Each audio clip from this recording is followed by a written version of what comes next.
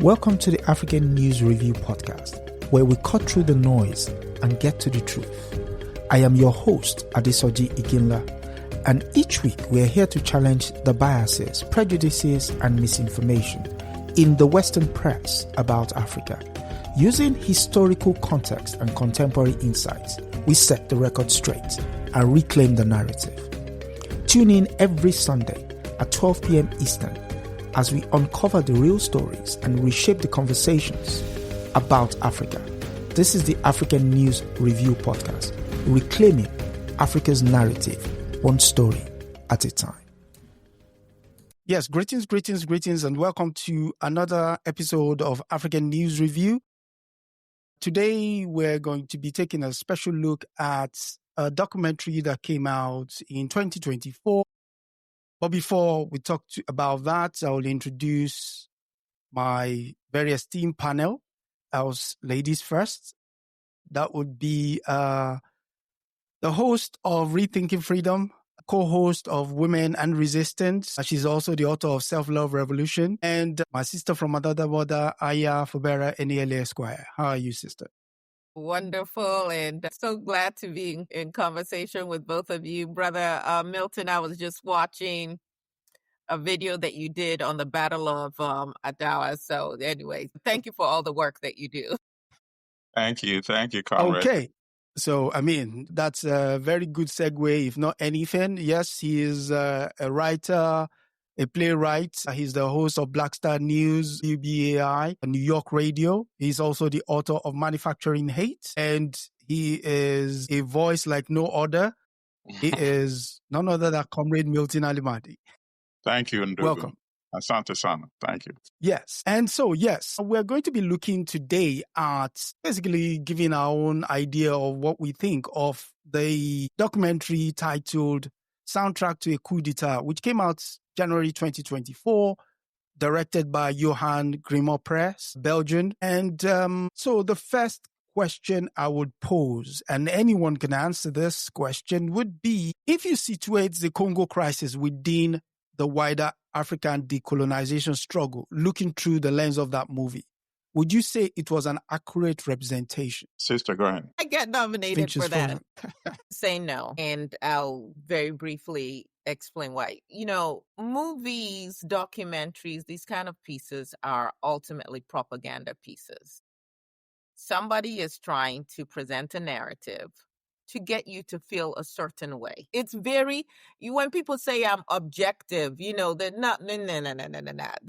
And so the lens through which that whole movie, documentary, whatever you want to call it, presented, the lens through which they evaluated the information and how they presented it was a very, I would say, pro-Western view, because I've now watched it 5 times. And the first time after watching it, first of all, as an African, I just felt this deep pain and anger over how each time we try to liberate ourselves, these fascists are intent on keeping us enslaved and keeping us in bondage. Then they'll turn around and say the white man's burden and so on and so forth. Leave us alone then and let us chart our own course. And you never do. You're always interrupting. So it was just that, first of all, just that anger. But then there was this other part where there was also an anger and a frustration against the African-American musicians that were presented in it. And these are musicians that I have known in other ways. And I had to stop and say, what is it that these people did so effectively that would make me now start looking at Max Roach in a way like, hey, are you not for us? Or Louis Armstrong and so on and so forth. And then realizing just how my emotions had been manipulated based on the information that they had presented. So getting back to your question, putting it in the larger context, you did not hear African voices speaking for themselves. It was very much a Westerner coming in and imposing their lens and their narrative and what voices they wanted to center. They didn't even center Lumumba's voice or his own speeches, let alone any of the other African leaders fighting for our liberation. And so, yes, they did not do us a service, but they certainly did themselves a great service. Brother, what is your take? Well, okay, so I think, comrade brother, I think your questions are a bit unfair, to be honest. Then I say this in a brotherly way. I think it's very difficult to have an accurate documentary if it's not made by Africans. So, and that's what our sister's addressing. You know, we need to produce our own. I think I would like to compare it with other documentaries that have been made about the Congo, the role of imperialism in destroying the Congo. Then in that say, I would say it's probably one of the better ones of what outsiders have made. But it can never be accurate until we make it ourselves. It shows how beautiful jazz music was used as propaganda, really, to disguise the ugly role that imperialism was playing in destroying the Congo, in overthrowing Lumumba's government, in having him brutally murdered. I like that, and I don't know how to pronounce her name. Andre Bluin. I'm sure I'm saying it incorrectly. Andre Bluin. Okay. Andre Bluin. Right. I like that she. Okay, great. I like that she gets some play because this is a courageous lady. And obviously, we have many women of that caliber who never get their props. You see, advisor to Sekou Touré, advisor to Lumumba, surviving assassination attempts. I think they tried to kill her like 3 times and still staying there. This lady even endured rape, you know, after Lumumba was murdered. And they targeted her because she knew how instrumental she was in allowing his government to exist for the number of months, the few months that it existed. He was writing the speeches. She was giving him, she was like his foreign minister, okay, giving him critical advice. I think our brothers and sisters in the jazz music world were duped, but I like the fact that at the end, when Louis Armstrong realized that he had been duped, he was very angry about it. And I heard he even said he wanted to leave the U.S. and to resettle in Ghana because he didn't know he was being played to cover up for, imperialism. In fact, when he went to the Congo, I think it was on his second trip, at that time, Lumumba was already under house arrest. He didn't know what was going on. He found out after the fact about that. So even though I would never, I say this music, this documentary is accurate in any way, I'm glad it exposed some of the ugly role that the U.S. was playing in the Congo at that critical moment in its history. Because then, of course, and I'll make one other point after I say this. That template is what they use to destroy all other progressive governments throughout Africa. In Ghana, the same CIA was involved in overthrowing Nkrumah. And then finally, what the documentary also shows is what progressive brothers and sisters in this country were trying to do to assist African countries really make their independence become a reality and not just on paper. People like Maya Angelou invading the United Nations Security Council to protest. You saw them fighting with security guards. You know, that's the kind of energy we need from... Go ahead, sis.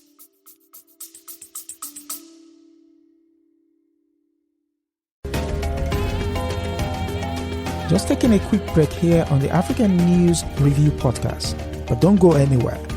If you're enjoying our deep dive into the real stories behind the headlines, make sure to subscribe so you never miss an episode. Every Sunday at 12 p.m. Eastern, we're here to debunk the myths and bring you the truth about Africa. Want to help spread the word? Share this podcast with your friends and leave us a review. It goes a long way in helping others discover the real Africa. Without further ado, let's get back to setting the record straight.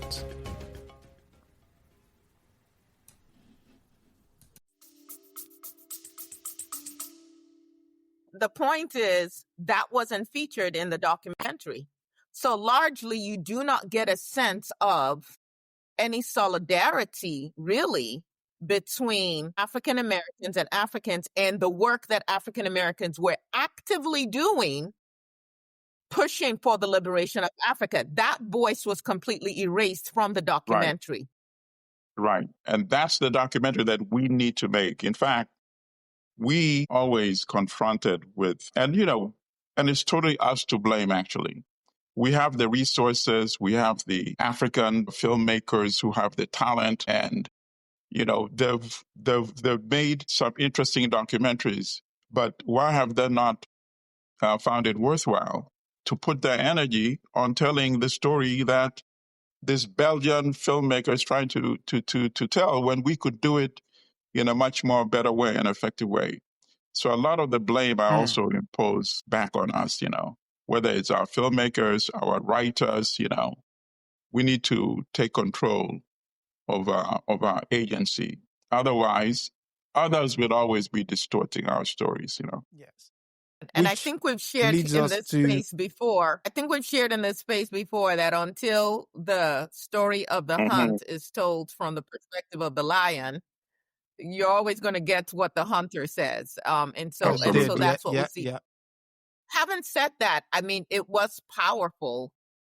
And it's definitely an entry point for anyone who is interested to now go and further research. Absolutely had to go and get the book on Andre Blouin and study her. Yes, a very powerful woman. And I'm glad her story is out there. It's also interesting for me as a woman, how even in these narratives, how we're positioned, because definitely she's brilliant without a shadow of a doubt. I think that if she looked different, perhaps she would not have been centered in quite that way. But this mulatto and then yes. True. So certainly brought another element to the story. Yeah. So speaking of that, actually, Andre Blouin made an assessment. She said in the movie where she said, and I'm trying to paraphrase now, where she said, while we seek independence for the entire African continent, what we actually need to be seeking independence for is the women. In the movie, Blouin, Mariam Makeba, Angela, what's her name? What's the other lady? Nina Simone. Her name is Nina Simone. Those were voices at some point, but they were at opposites of where you had Nina Simone was sent to the African continent as part of the cultural exchange program. You had Maya Angelou fighting against imperialism. You had Maria Makeba also bringing the fight of the South Africa to the UN, subsequently getting blackballed. And then you had Ms. Blouin. So the question is, if you look throughout that movie, would you say that was an accurate representation of the women voices in Africa? I think you're tripping yourself by keep going to the accurate thing. If we talk about the accuracy, then we won't even have any discussion, right? We know they already failed on that task, Okay, so would you say we got a fair look into the women perspective as far as the women were?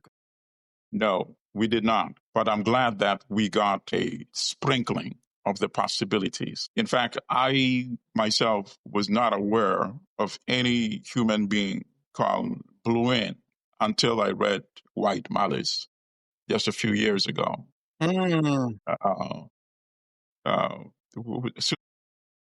Susan Williams. Sorry, I wasn't aware.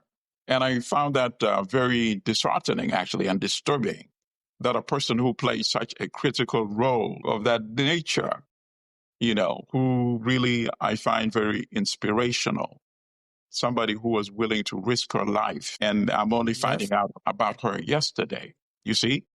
So in fact, obviously, there's opportunities for documentaries that center on women like that. And I think at least he highlighted some of the important things she did, like mobilizing not only women and men. Obviously, a very engaging speaker, somebody from outside the country having that kind of charisma to attract such huge crowds.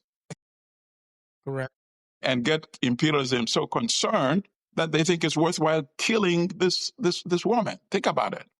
That's a person of tremendous talent. And I hope at some point we see a documentary focusing on that. But at the same time, I would like to hope that we see women like that who are actively engaged in the struggle right now get more coverage, more recognition, and more publicity. Where are the Bluins of today in the 21st century? Where are the Maya Angelos of the 21st century? Because certainly the struggle for the Congo is still continuing. We saw that signing of the so-called peace agreement at the White House. The struggle to plunder Congo is just morphed into a different form. Instead of what started with Leopold in 1885, now we have Kagame, a quote-unquote African, playing the same role that Leopold played in 1885. To respond to that, I would say, and when you say where are the Andre Bluins today, I think they're exactly where Andre Bluin was back then, obscured. Yep.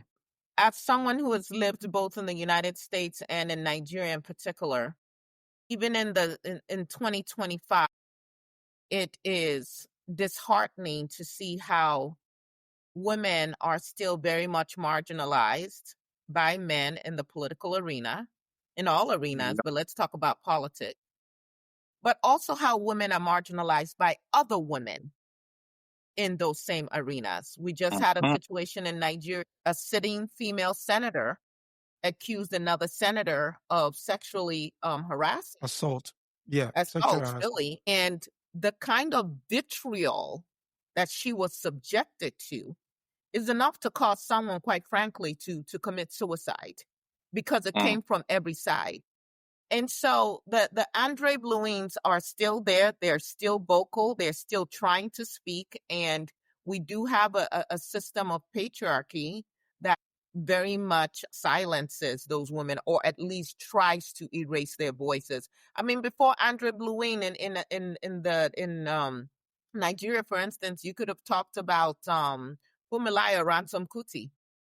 Yes, you could have talked about. I didn't learn about Margaret Igbo till I was a grown woman. I should have known about her and the struggles that she endured to get women the right to vote in Nigeria. And so these are just a couple of examples, but all across, I think Ethiopia might be the only country that really has a balance of women representatives in their parliament. Senegal. And also everywhere Senegal. else, African men are doing a very effective job of marginalizing, silencing, and erasing women. And a very effective job in destroying the continent too, I might add. Yes. Okay. Without so no more accurate questions. It ain't accurate. No. This is not. I've detoured from that now. Okay. So would you say, looking at that film, the CIA did an effective job of marginalizing the post-independence leaders? Just looking at what they did with. Absolutely. Of LUMUMBA. course, the CIA was only one of the many organs that they use to completely undermine. And, that was a very critical year. And it's amazing to consider that had things played out a bit different, where Africa would be today. Because think about it. They had the template, they had the vision. Nkrumah was talking United States of Africa. And eventually he might have persuaded enough of them to realize that, you know what, he's right. This is so let's say between 1960 and 1965, 5 years, I think he would have been persuasive enough. And what was transpiring around the world would have convinced others who were a bit hesitant, those great minds to come together. And Africa would be very different today as a united, one country. Because look, I keep using these statistics. In 1960, the per capita income of China was $90 per head. Ghana was more than 180. Think about that, double that of China. Today, China is a superpower because China has a huge population, huge market, all one country.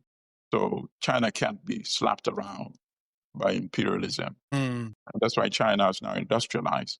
Africa could have been able to do the same thing. So the CIA, but not only the CIA, the total weight of the U.S. government in terms of, using the United Nations, because it wasn't only the CIA, the United Nations, so-called peacekeepers were used as mercenaries. Point. I'm so glad you brought up that point, because that's a point I was going to make is it wasn't just the CIA, it was the United Nations, and it was all the other countries that kept quiet in light of what was going on. And my lens, my take on the documentary is that there was, and perhaps it's just the way I looked at it, I did not feel as much of a condemnation for the United Nations or the CIA. It was kind of presented just matter of fact they did this. If you remember the one interview with the white woman who was like, yeah, I know we might have planted a story or suggested so-and-so and got the African leaders to stop fighting against each other. And it was just kind of like, not a big deal. I think there was more emphasis on how some African leaders, particularly obviously in the Congo, betrayed our own liberation. Of course, that is a very sore spot for me, because today we continue to see African leaders who are so myopic, who are so short-sighted. They are looking at what they can get in the here and now and not looking at or not caring about the long-term impact of the choices they're making in cutting deals and getting into bed with these people. But you're right in terms of killing Lumumba wasn't just about the Congo. It wasn't just about getting of a visionary leader. It was the brutality with which it was done. And then it was, when involved, a message, if you will, telegraphed to all other leaders in Africa and beyond. If you cross us, this is the fate awaiting you. Well, it's the chilling effect on everybody else who would have dared to stand up, because if they could be that precise in Congo with Lumumba, with quote unquote the world watching, what chance do you stand? Right. Yeah. Actually, that's an important point. The world watching. Comrade often makes the point that what we have in Africa is nothing but flag independence. There was a part in the movie where the Belgian general came out and said nothing has changed with regards to the status of the Belgian army in the Congo, and the white officers will continue to run the show. In itself, was that a larger message to say, even though you have a flag, we still run the show to African countries? No. And that's why you see how imperialism is trying to rally against Ibrahim Traore in Burkina Faso. Because he's challenging the establishment.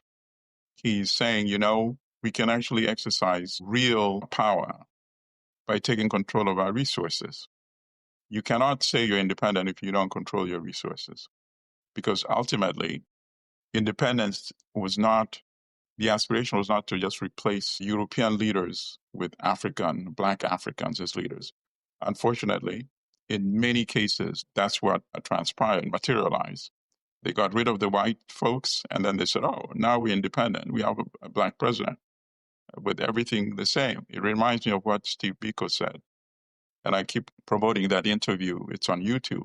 Anybody can just look it up. Just put Steve Biko interview on YouTube. It's about 27 minutes. And he said something that applies to every African country. He said, keep getting closed out. What the heck is going ending on? Ending apartheid means just internet? Replacing the white leaders with Africans. Lord. Then tomorrow would be as if the same as yesterday. Nothing would have changed. What they'll do is they'll allow a few of the Africans to enter the realm of the Black bourgeoisie. They'll become very wealthy, but the majority will remain the same. Unless you take control of the economy, the land, and the production, nothing will change. Look where South Africa is today. He said that in 1977, shortly before he was killed. He was prescient. Everything he said must materialize. But everything that he's predicted for South Africa is also what has happened for the rest of the African continent. So again, the documentary also highlighted the role that subterfuge by Africans plays with regards to the role to getting imperialism to turn into neocolonialism. Specifically, I'm mentioning the role played by Tshombe in the movie when and I can't help but laugh anytime I see when he came off the plane and they immediately put as a caption that Union Minière, the company that nationalized, that privatized, that separated Katanga from Congo 3 days before independence, had made him the president of the Katanga Republic. You begin to understand that, is this the role for other Africans? Yeah. Because he seemed very chuffed at the idea that, he seemed very chuffed with the idea that he was being made the president of a company, as somebody said it in the movie, that it wasn't Katanga that became independent, but it was Union Minière that became. You tried on my phone instead. Maybe that's the first corporate country in Africa that we could see. What's your take on that? Well, I think it was the most explicit expose of what the Western view really is when it comes to Africa. That was 1960, right? But that was the Western view of Africa, even before 1885, right? When Africa was seen as the hunting ground for human beings to enslave them and take them into the so-called New World. Africa has always been commodified by the West. And then 1885, they had their shareholders meeting in Berlin, right? Yep. They divided the corporations. They said, this is your company. Uganda is your company. Britain, Kenya is your company. Nigeria is your company. Ghana is your company. Belgium, and Congo is your company. Belongs to one There's person. always been a corporate attitude. This is the first time that the Belgians did it explicitly and said, we're going to make you president. And which African would have refused to be made a president? And of course, breaking away of Katanga and just exacerbated the crisis, and the rest is history, So following the installation of Mobutu as the caretaker for Congo, because effectively that was what he was, would you say that was the death of democracy in itself? Because here was somebody that was handpicked, and the machinations in order to get him to become the head of state, you saw in the movie, I don't want to give it away, but there was something done by the CIA that effectively made him turn against LUMUMBA. But turn he did. And the moment he turned, he handed over LUMUMBA to Tshombe. Tshombe will sign his execution letter. And I bring him up to say, here is a man who basically allowed the unfettered exploitation of Congo. And yet, for some reason, he was allowed to stay in power for over 3 decades. Right. And yet, this same West will come and preach democracy and accountability to us. And yet, somehow we listened. What happened? Okay. Well, first, some preliminary points. I wouldn't say it was the end of democracy, because, I have issues with that term, first of all. I think we need to define it properly in an African setting or in any setting. The hypocrisy of, we talk about democracy even here in the West, when we know it's a question of the oligarchs, who has wealth are the ones who are generally elected.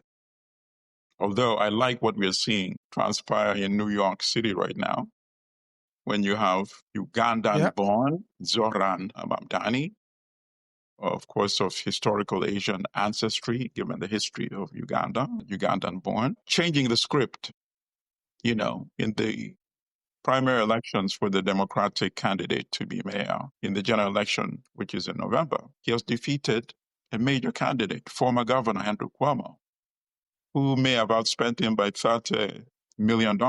This, to me, is the example of the possibilities of democracy, where you can actually appeal directly to voters and bypass the power of money. So in that sense, yes, I agree with you. The possibilities for that type of direct democratic appeal to the electorate was undermined and eliminated, not only in Congo, but throughout Africa, because they used that same template to select a Mobutu for each and every African country and sustain him in power for as long as he's useful to their interest. So yes, Mobutu. People talk about 1965 when he became the formal leader, but he was the effective power from 1960, really, as the commander of the army when they removed LUMUMBA. So it was 37 years until 1997 when he was ultimately overthrown. And of course, they would keep him in power because he serves their interests. He allows them to plunder resources. He allows them to stage military action from the territory of his country against African liberation armies, He was one of the reactionary African leaders who was actually fighting against other Africans who were fighting to free their country from colonial rule. Apartheid. You see?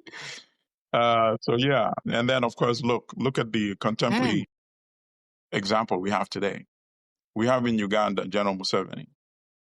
He has been there since 1986, serving the interest of imperialism, And Mobutu, by the way, it wasn't that he had a betrayal of Lumumba. He was actually recruited by the CIA in 1959 when he had gone to Belgium to study journalism. So it was just a question of when are we going to unleash Mobutu? He was never, for Congo. He was only pretending, biding time until when his bosses told him, okay, now we are going to spring you loose, So we've talked about the external agencies. Can we now talk about the role played by the likes of, events would put Gamal Nasser center stage. I'm talking about the Suez Canal. The independence of Ghana would bring, what's his name, into the picture. The no vote in Guinea would also bring Sekituri into the picture. In a way, if you look at those three events, would you say that was the fear that the West had with regards to what was possible if they let Africans get up to their own devices? Definitely. I think what they feared most was the United States of Africa. What they feared most was Kwame Nkrumah. If you go to the archives of the U.S. State Department, you'll find from the earliest stages communications about trying to isolate Nkrumah from other West African leaders because they consider him to be, radical, reactionary, anti-West, just because he was pro-Africa. So automatically, you're pro-Africa, it translates to them into anti-West. Yeah, it's amazing. But so you've mentioned these names: Sekou Touré, Abdel Nasser in Egypt, Nkrumah. But at the end, sadly, they all failed. They tried, but they failed. By not succeeding in securing Lumumba's government, they failed not only Congo, but the African continent tremendously because of what happened subsequently, of course. And I go back to what Frantz Fanon wrote. I forget now in which one of his books. I'm not sure whether it's Towards Dying Colonialism or whether, I forget, unfortunately. It might be in that book. But he writes If you say the quotes, I might. Well, he writes about the mistake that African leaders made to contribute soldiers to the UN peacekeeping force. which then subjected them to be under the command of the UN structure. He said, yes, they should have intervened, but they should have sent their troops directly from one African country to another African country. He said Congo had that authority. Congo did not need the umbrella of the United Nations. So he also blamed, actually, LUMUMBA for that. And of course, it sounds very harsh because LUMUMBA was overthrown and killed in such a brutal way. But, Fanon speaks, directly.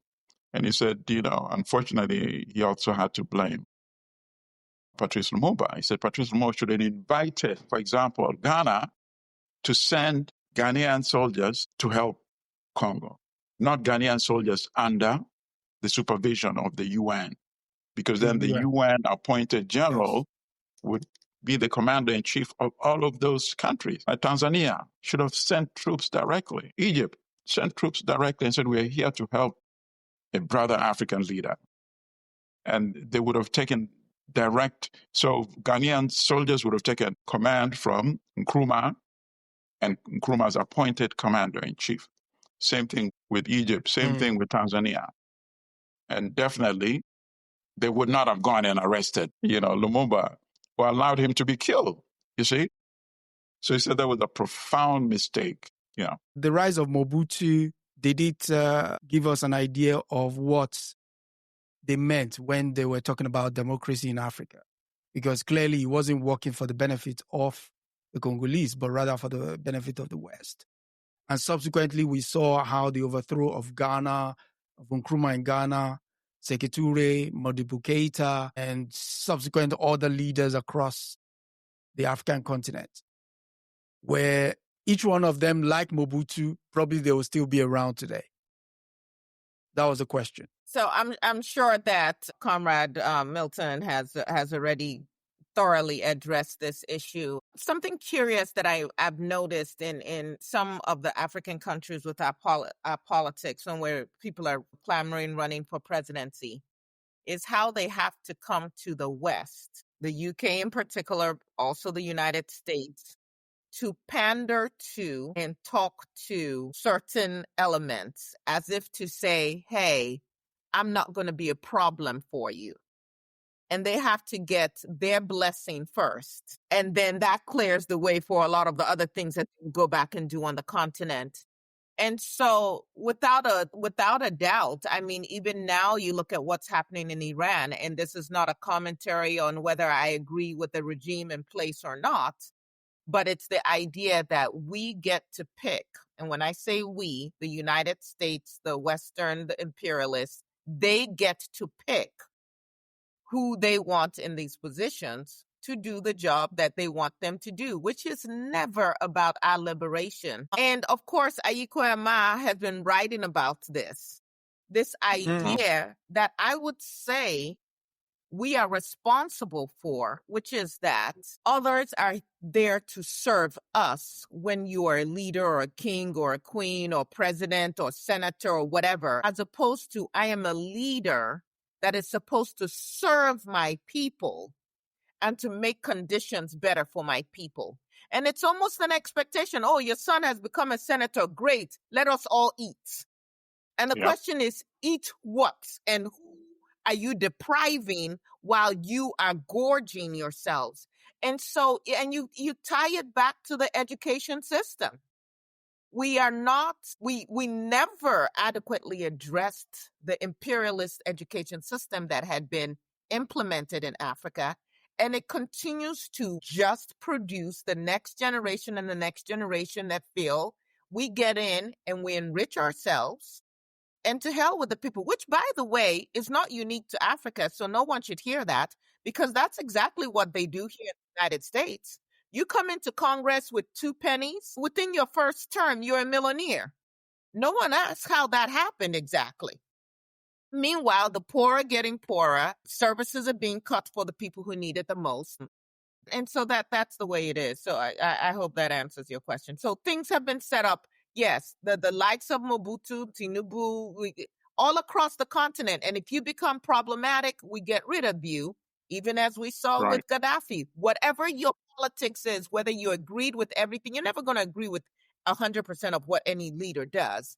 But the minute an African leader becomes problematic for the West, they find a way to get rid of them. Yeah. Okay, so which brings me to this. Information is key. When we watched the documentary, there was a part where it was said that Tishombe in Katanga got the most powerful antenna in Africa. But there was also some clips where the media were posing questions to each other. And there was one that was very funny. The one where there was a reporter in the street in Syria that was asking everybody, are you a capitalist? Are you a capitalist? And everybody stood there, hands akimbo. Oh, I'm a capitalist. Are you a socialist? No, I'm a capitalist. What role did the media play in that period that come to shape our thinking of what is the East-West divide and the non-aligned countries, what they meant, and, just general psyche of people at that point in time? What role do you understand that the media play watching that document? Well, the media is actually, in many respects, in situations like that, much more powerful than even the guns and bombs, because the propaganda determines ultimately then what is done. So LUMUMBA was demonized falsely as a communist. He did not have any way to respond to that because he doesn't control the kind of global media that was concerted against him. So once he was demonized as a communist, he was fair game to be killed and eliminated. But I'm glad you asked that question, because the major point I would like to make is that today, that total dominance of media control has now been diminished because of social media. So it's because of social media we can now mobilize and organize and get Africans to rally around certain issues. We saw the mobilization in Kenya that brought all these young Africans to push back against the government. And last year, when they imposed this tax on the people that are already taxed to the bone, because the government wants to pay the IMF and World Bank, the young people mobilized and they were effective in getting the government to rescind that tax. And the media can now become an ally in progressive African struggle for liberation. I think we, as the elders, should help the young people in terms of shaping the narrative, providing some of the historical context, and then let them do the job of liberation.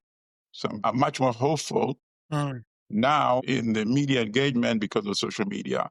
In the 1960s, they had no chance. So I believe that there's research that has been done that says here in the United States that 94% of all media outlets, not including social media, is controlled by like 6 people. But now if you add in social media, we can put this content out there, but somebody else determines the algorithms of who gets to see this, when they feel like we've violated some rules or whatever to get taken down. We see what happened to African Stream. They were doing an incredibly effective job of getting news out about Africa. We know it was effective because if it hadn't been a threat, they would not have been targeted by Secretary Blinken. And literally, like by a snap of a finger, Facebook shuts them down, YouTube shuts them down, Twitter shuts them down, TikTok shuts. It's like literally like one person sat down and sent out a group text to 3 or 4 of their best friends and said, get these people off get them off the internet. And boom, it just happened. And they struggled and tried to stay up and look for other ways to still get the very important work they were doing out. And they finally had to close down. And so I am grateful to the extent that at least we can have this conversation right now. I think we're only still here because we're not a big enough threat yet. And the minute that we become a big enough threat, then there will be means to shut us down. And so the lesson for me is, I believe it was Audre Lorde that says the master's tools cannot destroy the master's house.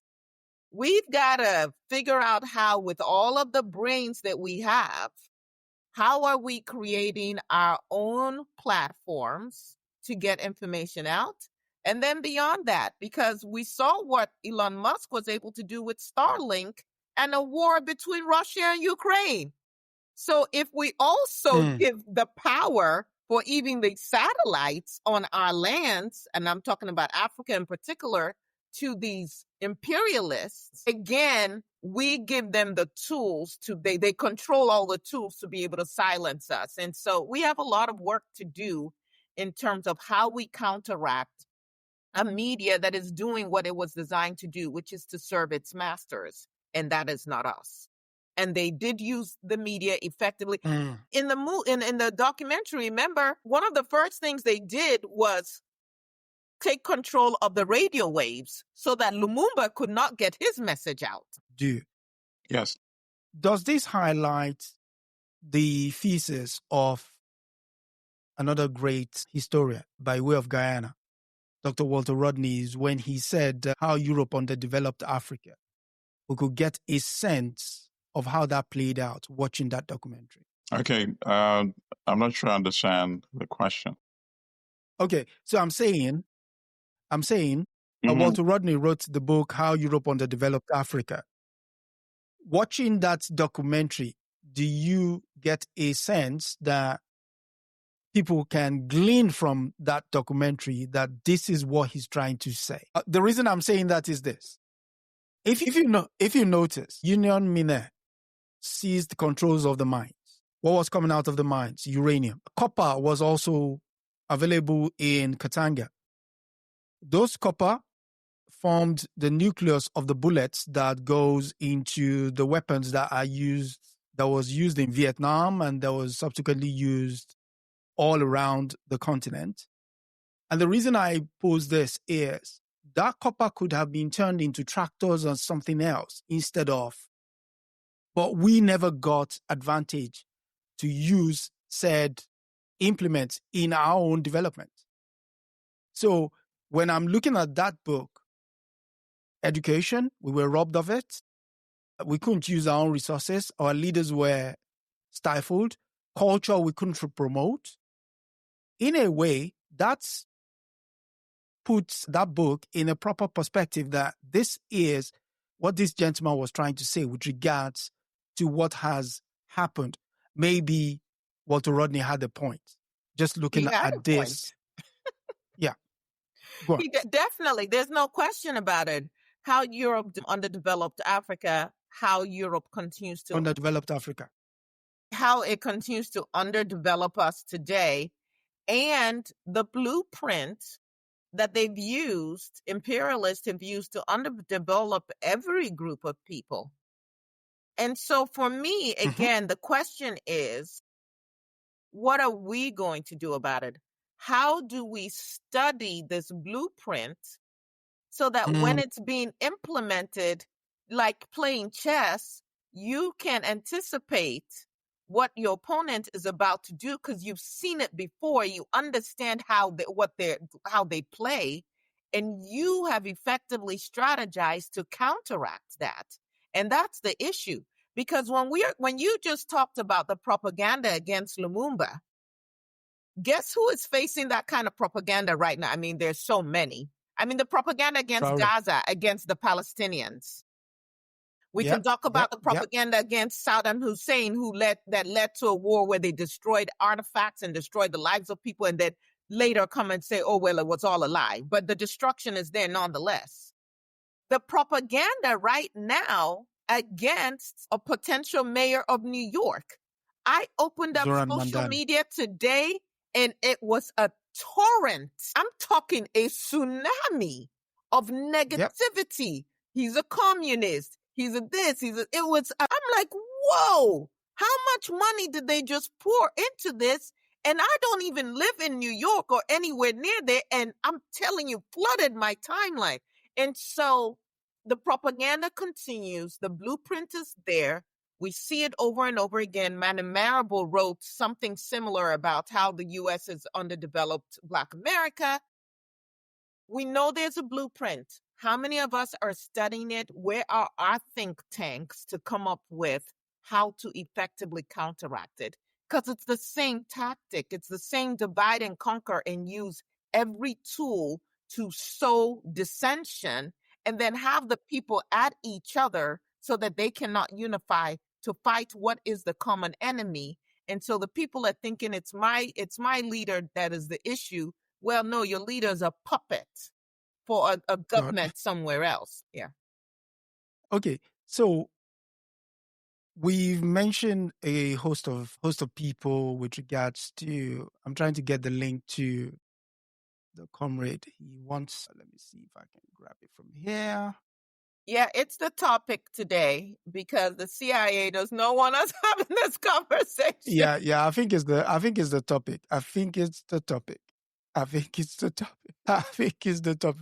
The topic you mentioned.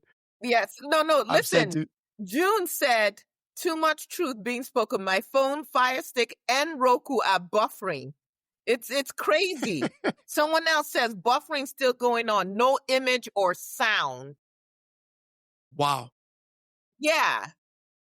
So I don't even know if this is getting out to the people. Like literally, we might be talking to ourselves. Okay, yeah, because someone says I'll wait for the recording. It's triggering. Speaking of, I've sent the link to. I've sent the link to Brother Milton. I mean, wow. Yes. I think he's coming back in. So we know what not to use in the link next time. No, yes. they're shutting this thing down. Are you okay? Okay, so my phone just shut off and it said the phone is overheated. Can you hear us? Can you hear me? He's buffering. Can you hear me? I can hear you. Can you hear us? Can you hear me? Yeah, I can hear you. Can you hear me? Let me type. So I just pulled it up on YouTube. Is it coming up? It's black. Whoa. Hold on. I need to. This is the screen. Really? Yes. Nothing. It's black. I can hear you. Can you hear me? Can you? I can see. This is the screen. And so people in the chat said, yeah, they were asking, Adesoji speaks the truth. Are you there? I've tried shutting down my phone. I agree, too much truth. I'll just watch it again. Hopefully the recording is okay. Is anyone able to view the program? No. Yeah. It's not showing on YouTube. The screen is black. Okay. Let's just carry on. Then I'm sure they'll capture it. In real time. In real time. Did you just ask the question about controlling the media? Yeah, exactly. It shows that too much truth being spoken. Thanks. Guess I will wait for the recording. Okay. Wow. Okay. So while people are waiting for the recording, so we might actually can see what Brother Milton is posting. What's Brother Milton saying? Brother Milton here with us? Okay. Can you hear us? It's hot here as well, so it's not ideal temperature to be doing this, but we'll carry on. So I'm sure Brother Milton wanted to leave on top of the hour. Can you hear me? Can't see. Can you hear me? Studio chat? No, we cannot. Wow. All right. Okay. I think he's still there or not? Okay, we cannot.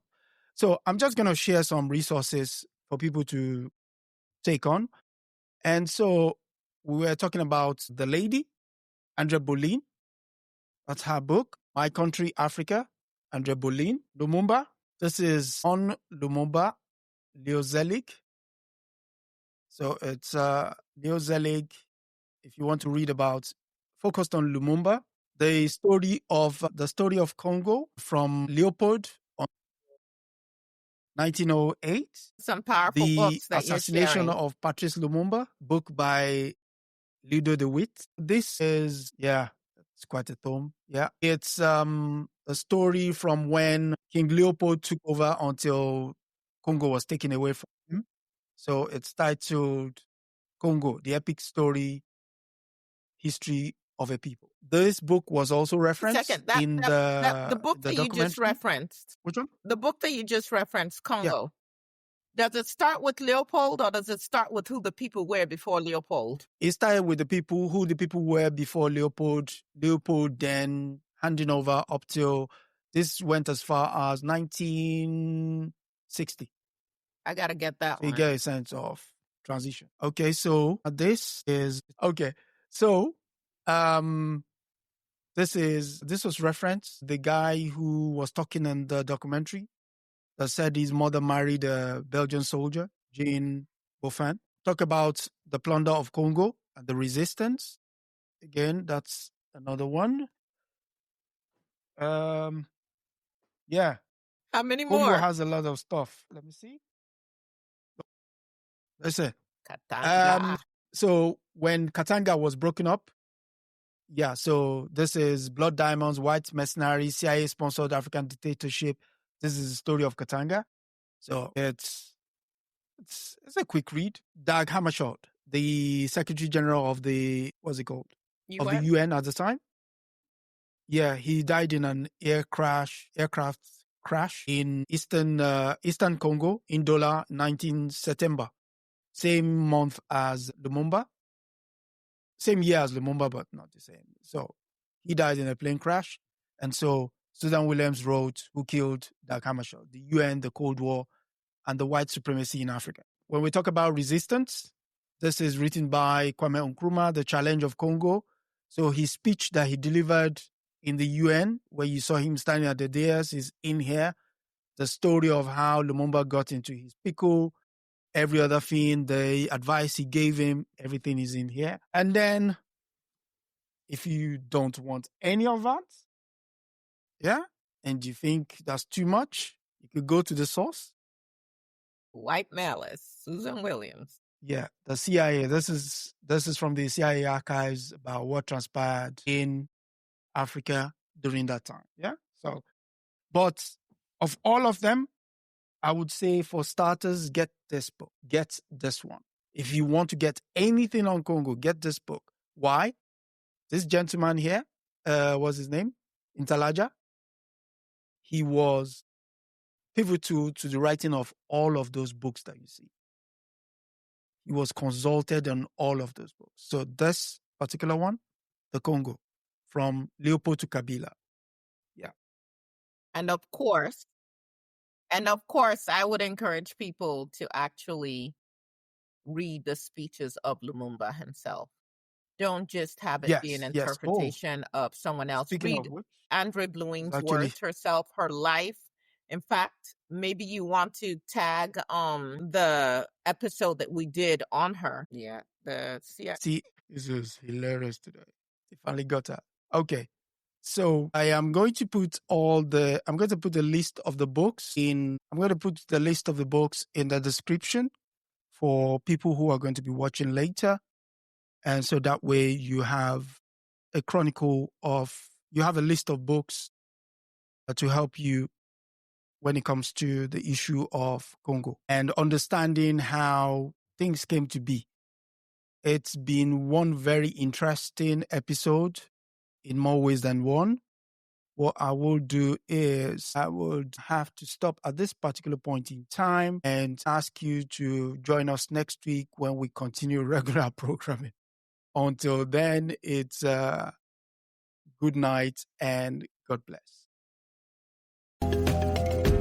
That's a wrap for this week on the African News Review podcast. We hope you are leaving with a clearer, more truthful picture of Africa. Remember, every story has another side, and we're here to uncover it. Don't forget to join us next Sunday at 12 p.m. Eastern as we continue to challenge the narratives and reclaim Africa's voice. If you've enjoyed the show, be sure to subscribe, share, and leave us a review. Until next time, keep questioning, keep learning, and keep seeing Africa for what it truly is.